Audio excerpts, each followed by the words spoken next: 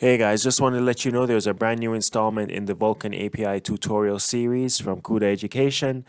This one deals with physical device, Q family, and logical device. It's a video tutorial, a video walkthrough that's over an hour and a half long.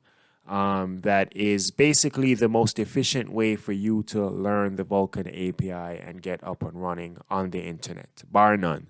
There is no quicker, more efficient way to get your hands dirty with the Vulkan API than through this series of tutorials that I have. I will have a link to the tutorial in the description below the video.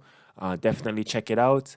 Also, check out the other tutorials in the series that for example, deals with validation layers, deals with creating a Vulkan instance, all of that good stuff.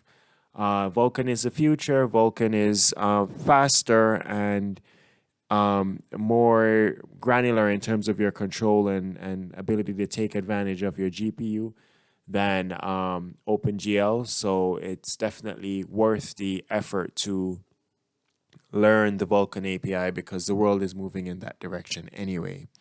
So that is my take on events.